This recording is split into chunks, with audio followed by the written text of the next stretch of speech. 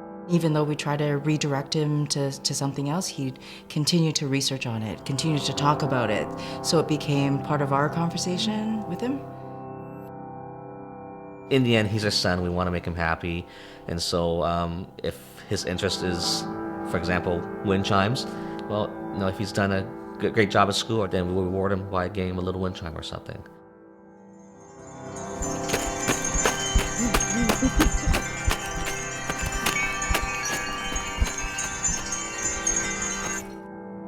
Look over at Dad. Say hello, camera. Hello. Hello. Hello. Tyler was born June 16th, 2005, and he was healthy, 7 pounds, 4 ounces, had a full head of hair. We had absolutely no concerns at all. We're just elated that we had a little baby boy. I guess it was close to 1 year of age or so when one of the things that he was not doing was simple hi, waving bye. Our doctor did not want to alarm us, but he did indicate that if the speech delay is prolonged, then it could be a very early sign of autism. Autism is a neurological disability that has a genetic component. And so what we see with people with autism are symptoms that are created because the brain is connecting differently. Whereas all the other children would be sitting around in a circle at reading time, for example, Tyler would be on his own in the corner, kind of in his own little world. The incidence of autism is 1 in 55, which is a startling statistic because people with autism are everywhere and they need to be appreciated for what they can contribute to the community. And this is a special place for you because you really like chimes. Yes. You bet. I bet. Tyler has never had the typical boy interests such as action figures or cars and such. At a very early age, he became interested in stars. He then moved on to bird feeders and bird houses. There was one particular time when he went for a drive with my parents, and they were looking for bird feeders, and they were having a little bit of difficulty finding bird feeders. So someone pointed out to Tyler, "Oh, look, Tyler, there's a wind chime." And the rest is history. In total, Tyler must have upwards of 60, 70, maybe even 100 wind chimes. Woodstock Chimes is the largest manufacturer of wind chimes in the world. And so I explained to Woodstock Chimes that Tyler had autism and he had a huge interest in wind chimes. When we heard his story, we were so moved that we thought this would be a really nice connection to make.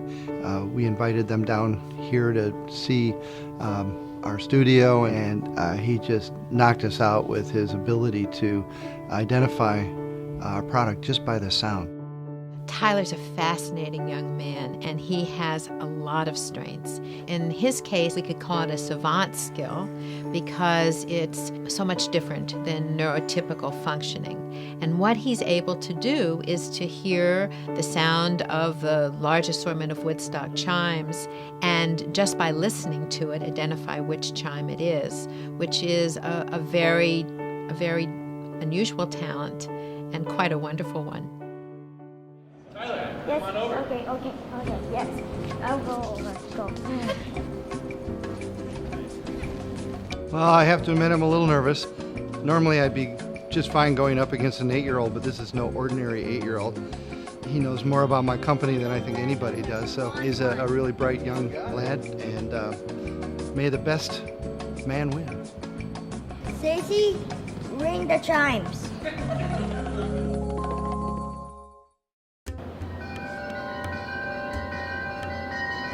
Java. All right, my first guess would be that's a Java.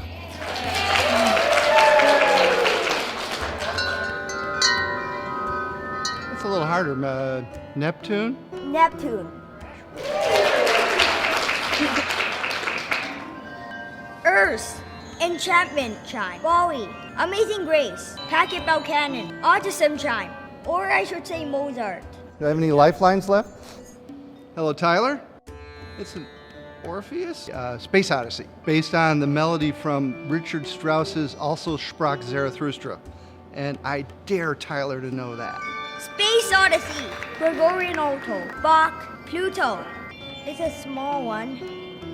and habitat. I got. Which one? We got you a wind chime, the chimes of Mozart. Thought maybe you'd like that. Dang. Yeah, congratulations, young man. You did a great job. He can hear more than what most people hear in a sound because he's inside of it. One thing we've done in the past is to develop products which give back, and the idea came to make a wind chime, the Chimes for Autism. Now, 100% of the net profits of the Chimes for Autism is going to go to research and treatment, and we're very proud of that. We still have so many unanswered questions about autism, which is why the symbol that's on the chime is the puzzle piece. I'm incredibly touched that my son will have a little bit of peace because of funding that the Autism Chime raises for autism research.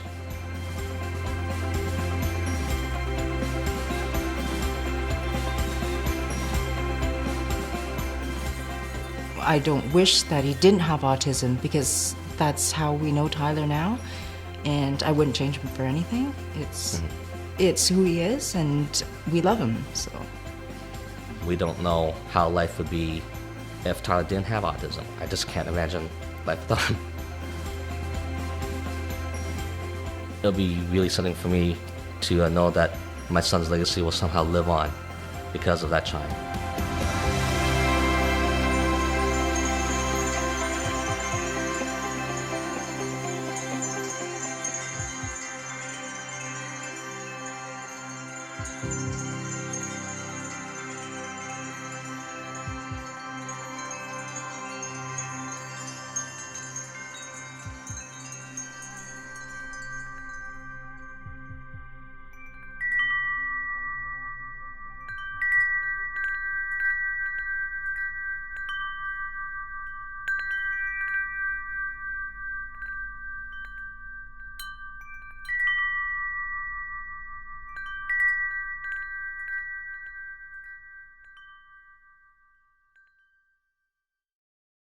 Many thanks to Woodstock Chimes and Gillian Lambert for facilitating us with that incredible story. I mean, how incredible is that young man? Well, that's incredible, and that's what I see with all children with autism. I mean, their potential is like every child. I want every child to reach their full potential, and most parents, all parents want that. They want that. But the difference is really being able to find that path and to get them to a place where they can take off on their own. What are some of your solutions, you think, just outside all of this, and recommendations to ensure that, what happened to, Angie Robinson, that we will never see that again? Well, we need to strengthen our special needs programming in British Columbia. We need to strengthen the program for not just autism, but the behavioral intervention and support for all children. Our school-based programs have fallen way behind.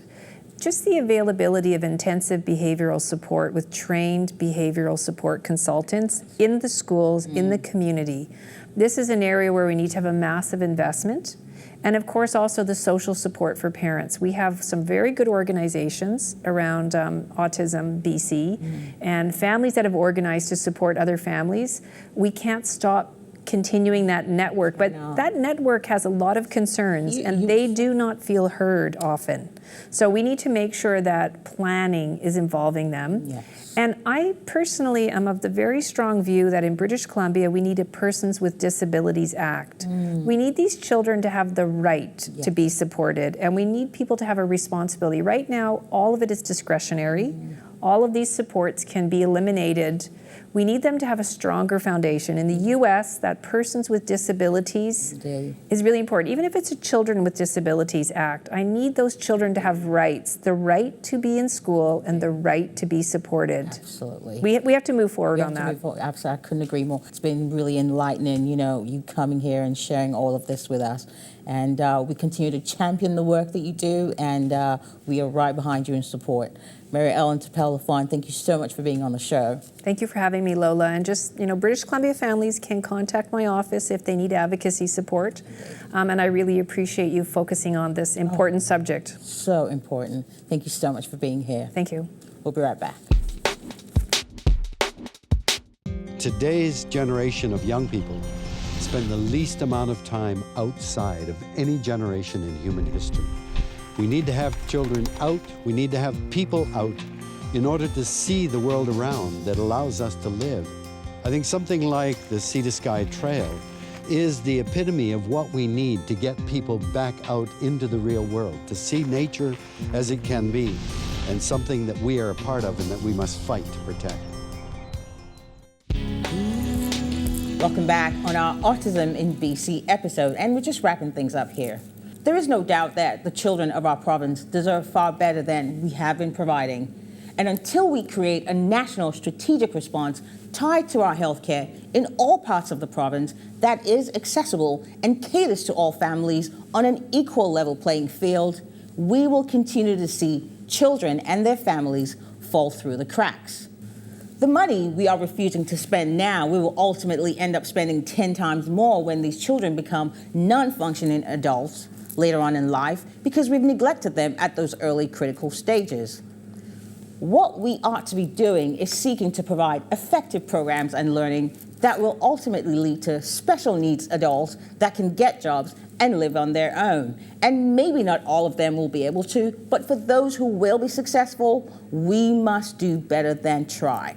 Because if we are calling ourselves a humane society, then we owe it to the most vulnerable members of our communities to help them in any and every way that we can. It is our duty, and it will be for the good of the community as a whole as well in the end. And that's our show. I'd like to thank my guest, Ellen Turpel-Lafond. Many thanks to Woodstock Chimes. And you at home, thank you so much for watching. We hope you enjoyed it. If you have any questions or comments, or you just want to tell us how we're doing, please go to our website, www.the TV Show, or our Facebook page, or you can tweet me at Lola Acala. And remember, guys, take care of one another, and we'll see you soon.